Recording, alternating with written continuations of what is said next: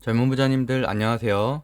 모든 재테크를 거미줄처럼 연결하고 있는 재테크 슈퍼거미 법학자 훈입니다. 오늘도 중요한 정보만 쉽게 설명드리겠습니다. 오늘은 방송을 시작하기 앞서서 여러분의 매수 매도에 도움이 될 만한 방법을 알려드리겠습니다. 일단 제가 제목을 미국 증시 반등, 주식 언제 살까라고 정해놨죠. 미국 증시가 어제 폭락에 이어서 오늘 다행히도 바이든 대통령 연설 이후에 반등을 해서 2% 가까이 폭등을 하고 있거든요. 그러다 보니까 당연히 우리나라 오늘 수요일 증시에도 긍정적인 영향을 미칠 것으로 생각하고 있습니다. 그리고 주식 언제 살까에 대한 내용을 제가 간단하게 설명을 드릴게요. 여기 보면은 대형주 매매, 테마주 매매라고 제가 나눠놨는데 제가 일단 방송을 시작한 지가 8개월쯤 되었고 매일 종목으론 데이 트레이딩 종목 2종목 정도, 그 다음에 3종목 정도는 이제 대형주, 우량주를 설명을 드리고 있습니다. 그래서 어쨌든 그렇게 공부한 종목들이 현재까지 한 100종목 정도는 되겠죠. 그래서 뭐 섹터까지 얘기하면 좀 더 되겠고요. 그래서 어쨌든 그 중에서 90% 이상은 추세 예측이 맞아왔고, 보통은 말씀드리고는 단타 종목 같은 경우는 당일에 5% 이상, 많게는 뭐 상한가 가는 종목들도 있었고요. 대형주 같은 경우도 뭐 LG전자 최근에 뭐 셀트리온 제약처럼 개별학제가 없는 한은 한 달 이내 10% 이상은 최소 상승을 했었습니다.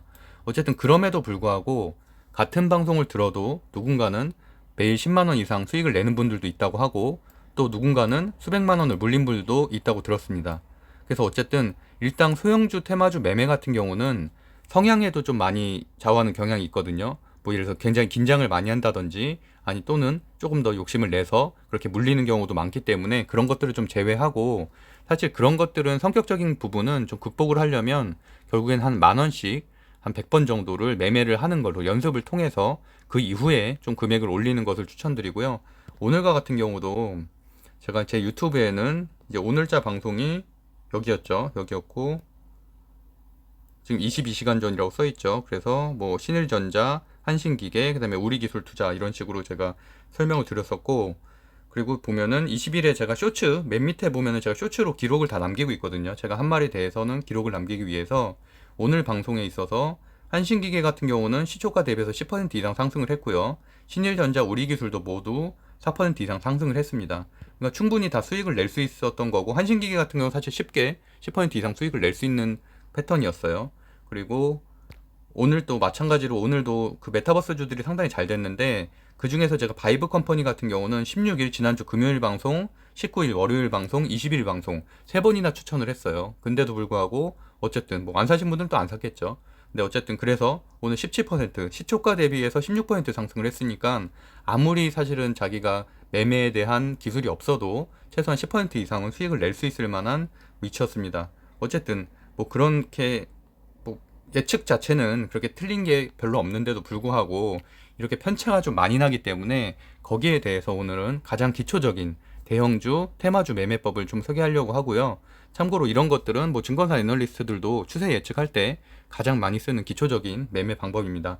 여기 써 있는 것처럼 대형주 매매일 경우에는 20일 이동 평균선을 기준점으로 한다라는 내용이고 테마주 같은 경우는 테마주 먼저 설명드리면 테마주는 어차피 차트를 보고 매매를 한다기보다는 어쨌든 장초에 시가가 3% 미만이라든지 시외가가 마이너스로 시작한다든지 이러면은 일단 입문자 영역에서는 진입하지 말 것을 저는 추천드리고요. 뭐 물론 오후에 반등을 하는 경우도 있지만 사실 그거는 조금 그래도 중급자 이상의 영역이지 입문자들이 접근할 수 있는 그러다가 이제 크게 물리는 경우가 있기 때문에 어쨌든 저는 한 상분간의 하락 시에는 진입 금지할 것을 좀 이렇게 말씀드리고 있고요. 일단 이동평균선에 대해서 네이버의 개념을 가져오면은 이렇게 써 있죠. 뭐 일정 기간 동안 주가의 삼술평균한 값이 주가 이동평균을 차례로 연결해 만든 선이라고 써 있는데 이동평균선은 사실 주식 공부를 하신 분들은 대부분 알겠지만 혹시라도 모르는 분이 있을 것 같아서 1분만 제가 설명을 드릴게요. 여기 보시면은 5, 20, 60, 120 써 있죠. 이게 5일 이동평균선, 20일 이동평균선, 60일, 120일이거든요. 근데 색깔을 보면은 이 빨간색이 여기에 있죠, 지금. 이게 5일이고요. 분홍색이 20일 여기, 60일이 여기, 120일 여기인데 보통 이런 경우는 역배열이라고 해서 반대로 얘기하면 정배열은 5일이 맨 위, 20일이 두 번째, 60일이 세 번째, 120일이 네 번째. 이게 정배열 차트거든요. 제대로 된 모양이라는 거죠. 근데 이거는 차트가 깨진 상태예요. 그래서 사실 상승장자는 사람들이 현재 좀 안 들어가 매수를 안 하는 이유가 좀 그런 이유도 있죠. 물론 역배열 차트라고 무조건 안 좋은 건 아니죠. 역배열 차트는 반대로 얘기하면 아직은 상승하기 직전이기 때문에 어떻게 보면 조금 저점에 매수할 수 있다고 생각을 해서 저점 매수가 들어오기도 하지만 일반적으로는 그래도 나는 그래도 바로바로 수익을 내고 싶다라고 하면은 역배열 차트는 안 들어가는 게 좋죠. 당연히 정배열 차트로 추세 변환이 된 이후에 들어가면 뭐 빠른 시간 내에 수익을 낼 수 있는 거고요. 그래서 여기도 보면은 제가 아까 대형주는 20일 이동평균선 기준으로 많이 매매를 한다고 말씀드렸는데 여기도 그러다 보면은 이제 이 정도 선이 되겠죠. 이게 20일인데 현재는 20일보다 훨씬 더 아래쪽에 있잖아요. 그렇기 때문에 현재는 사실 매수할 시점은 아니고 그 기준대로 예전 차트를 좀 보면은 차트가 지금 MTS라서 잘 안 보이긴 하는데 지금 이건 PC로 보셔도 되니까요. 여기 보면은 지금 이 구간이죠. 이 구간이 21일 평균선 위에 올라가는 구간이에요. 그럼 이때 매수를 했으면 작년에 뭐 한 11월 정도가 되겠죠. 그러면은 계속 20일 이동 평균선 위에 있거든요. 지금 여기가 20일 이동 평균선이죠. 여기까지가 수익을 낼 수 있는 거고 여기에서 만약에 20일 이동 평균선을 이탈하는 구간이 사실 여기쯤이었어요. 여기쯤이었으면 사실 여기서부터 계속 손실 구간이거든요. 그렇기 때문에 사실 이때 매수를 했고 21일 이동 평균선 위에 올라갔을 때 매수를 했고 21일 이동 평균선을 벗어난 아래로 떨어진 순간 매도를 했다면 가장 이상적이라고 할 수가 있겠죠. 근데 뭐 삼성전자야 당연히 다들 반등할 줄 알았겠죠. 그렇기 때문에 뭐 믿었으니까 탈출을 못한 건데 현재 카카오 그래프를 봐도 그래요. 카카오도 보실게요. 카카오도 확대해 보면은 지금 현재 고점 대비해서 14% 정도 빠진 상태죠. 근데 보면은 여기가 20일 이동평균선이죠. 그러면 실제로 지난주 목요일 정도에 이미 이탈을 했습니다. 그러면은 물론 강력한 재료가 발생을 한다면 다시 뚫고 올라갈 수 있겠지만 일단 추세 자체는 그렇다는 얘기예요. 처음엔 횡보를 했지만 횡보를 하다가 결국엔 20일 이동 평균선 아래로 내려간 거거든요. 사실은 그때 매도를 했다면 현재 지금 그 이후에 떨어진 7% 정도의 하락분은 막을 수가 있었겠죠. 오늘 같은 경우도 물론 들어올리긴 했지만 1.30%. 오늘은 뭐 CDBC 때문에 좀 올라간 경우도 있고 어쨌든 재료 때문에 올라간 성향이 있지만 어쨌든 기본적으로는 그렇게 매매를 하는 게 어떻게 보면 가장 안전하고 무난한 매매라는 거고요.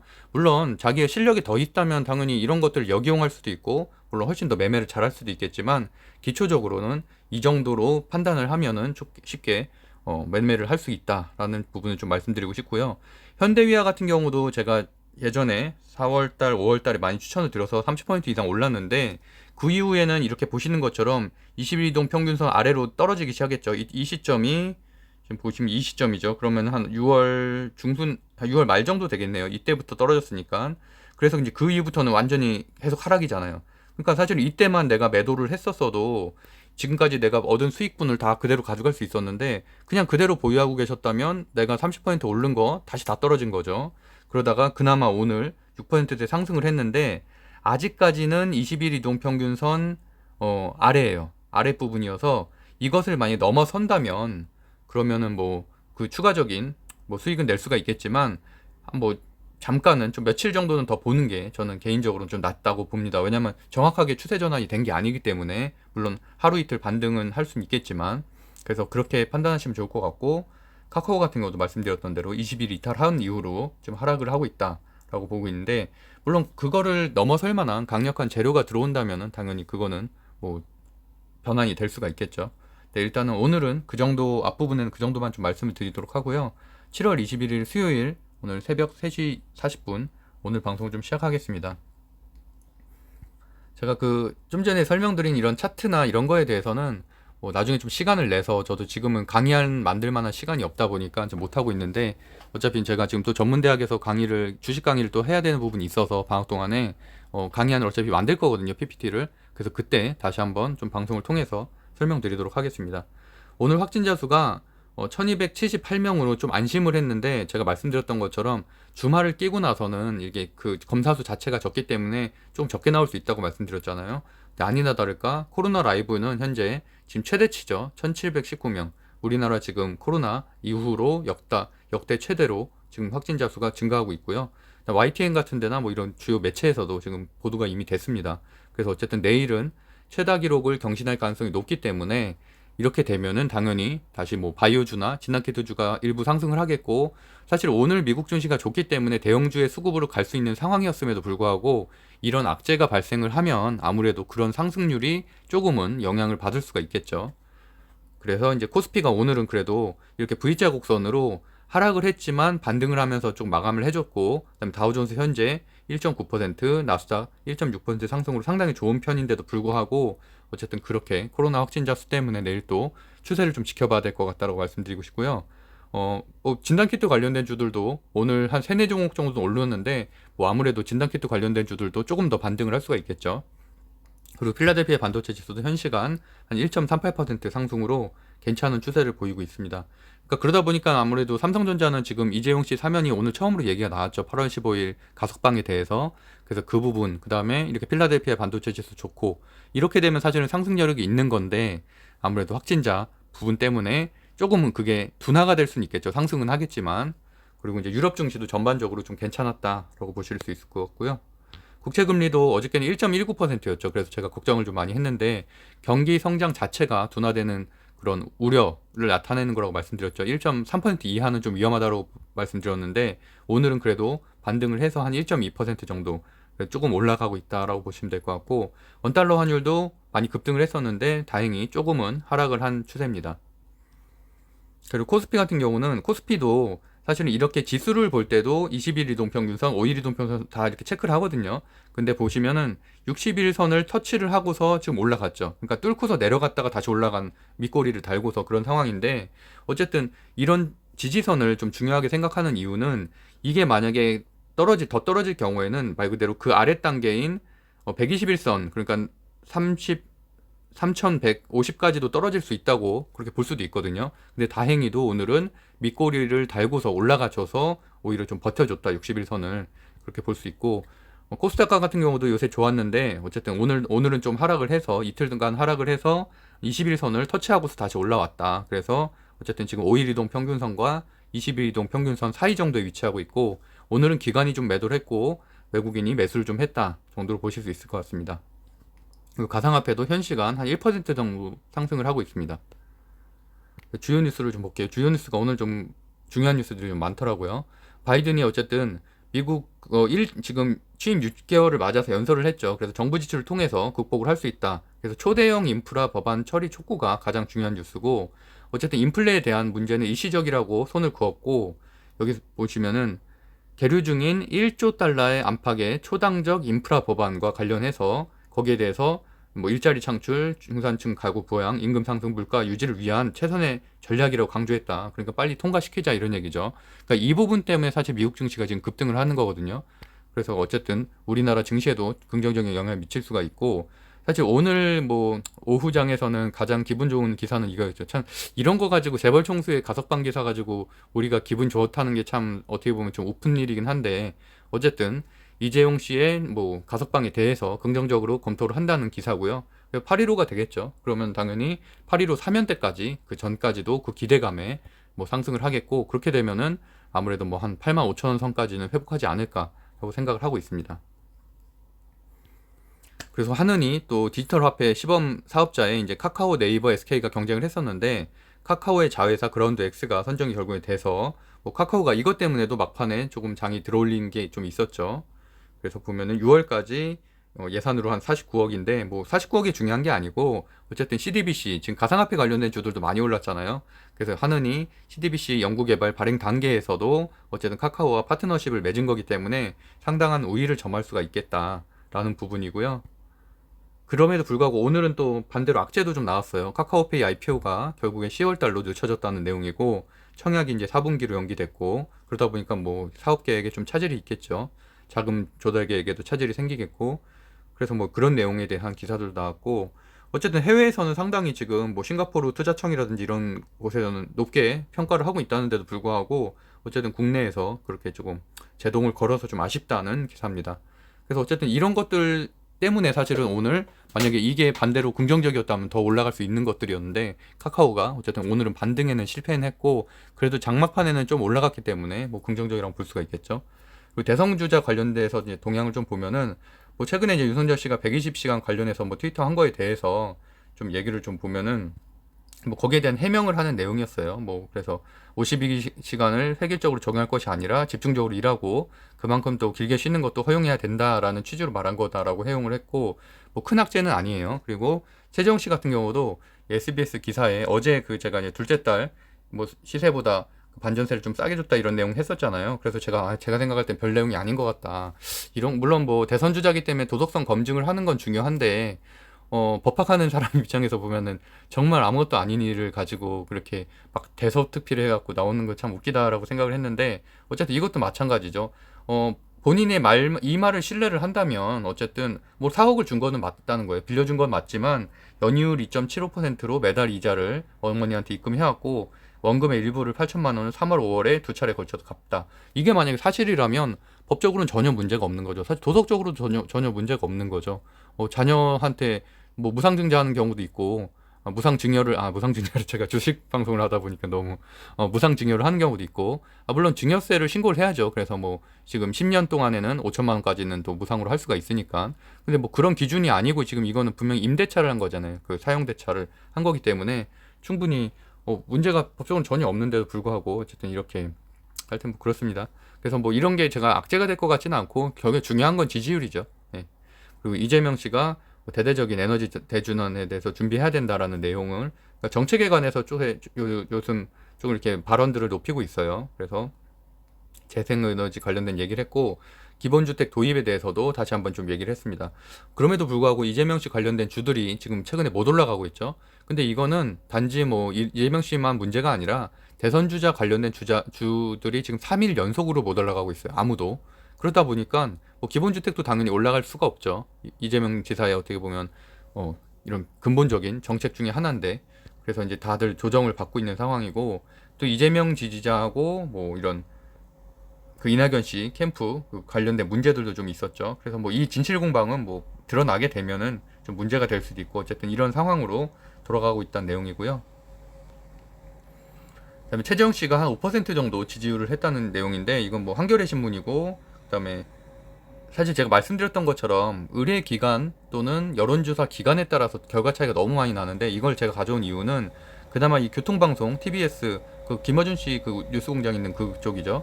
그러다 보니까 여기는 그나마 좀 진보 쪽인데도 불구하고 나온 거에서 이제 윤석열 씨가 1위를 한 여론조사기 때문에 그나마 조금 뭐 중립적이지 않나 싶어서 가져왔고요.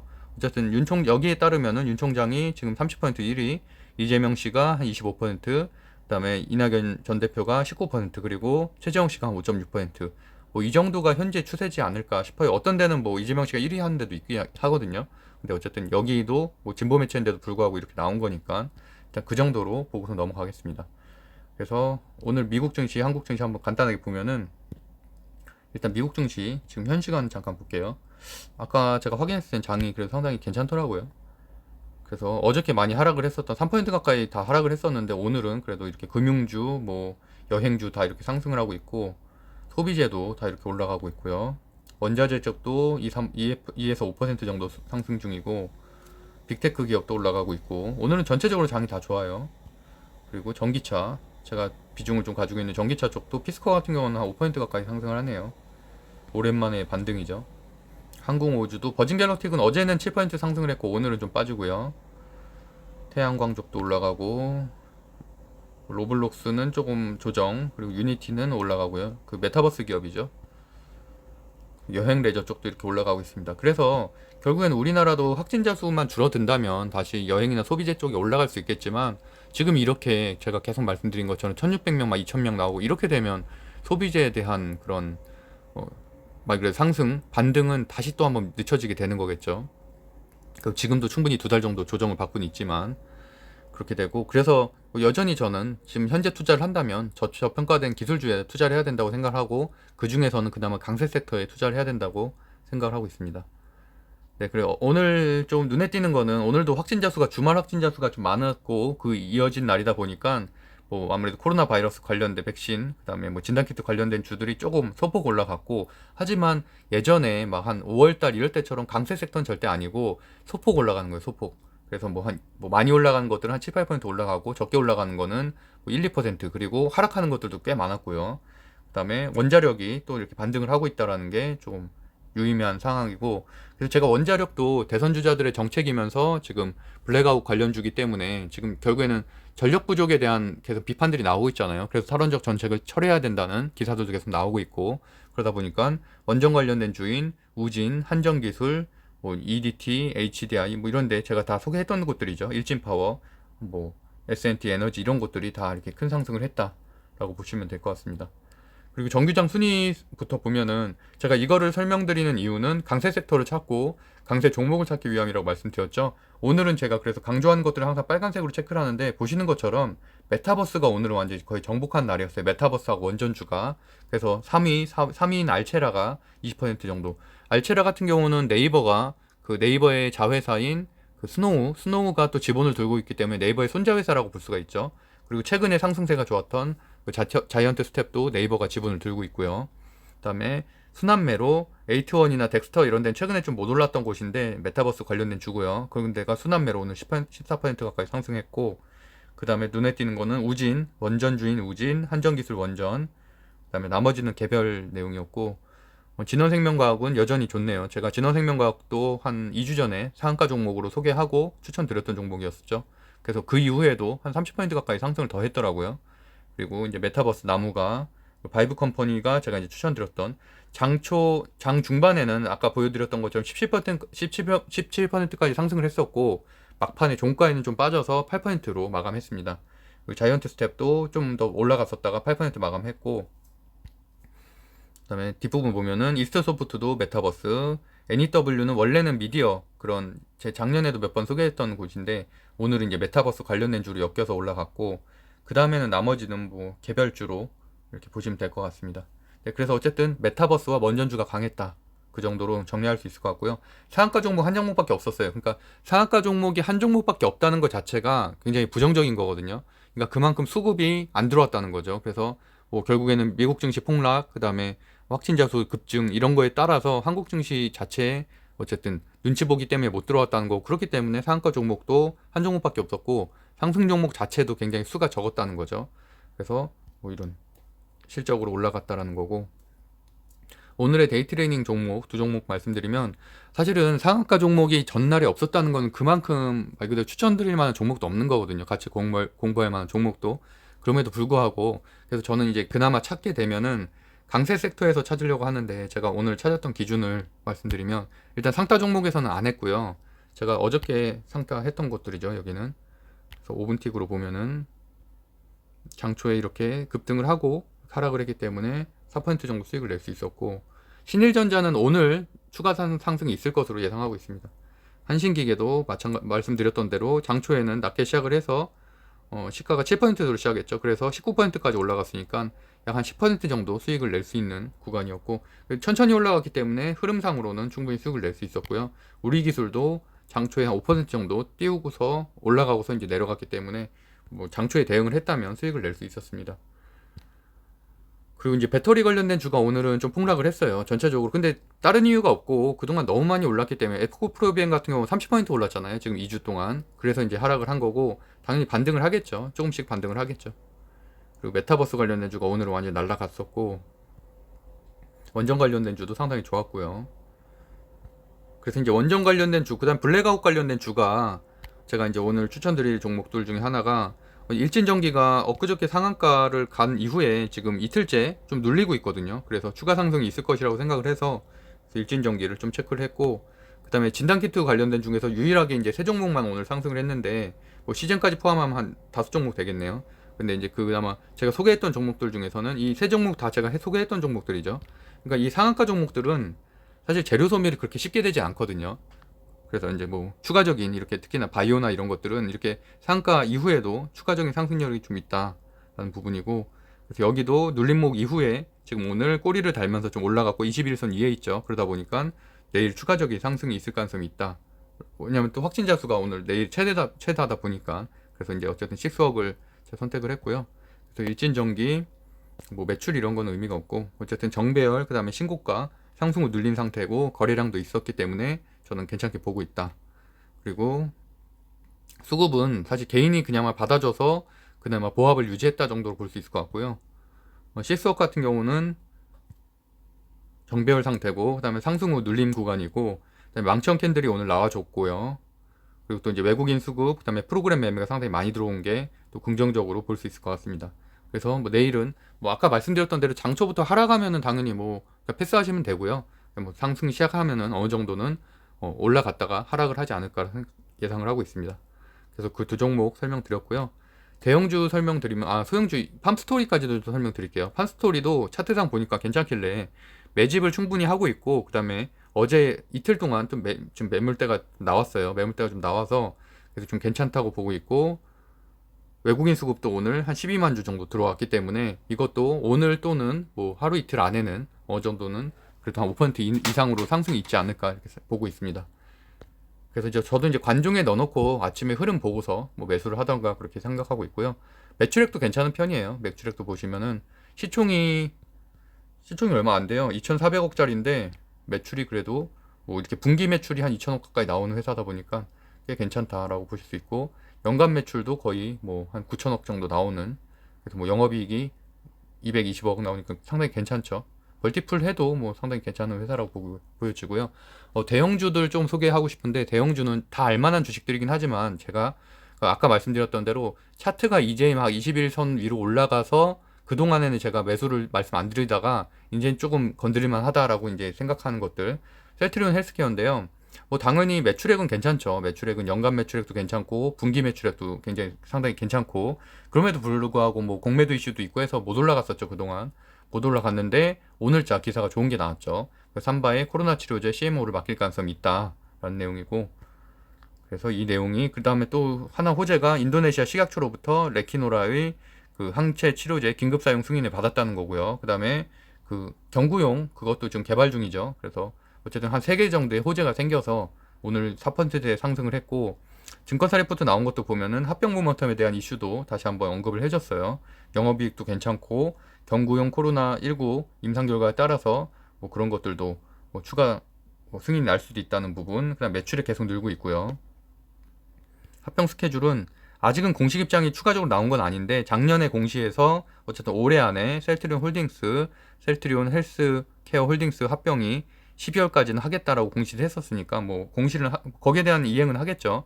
그러고 나서 이제 셀트리온 헬스케어, 셀트리온 제약이 합병되는 거니까 그 순서를 뭐 거치게 되면은 아무래도 과거에 조금 뭐 분식회라든지 이런 의문점들에 대한 리스크는 해소가 될 것으로 예상을 하고 있습니다.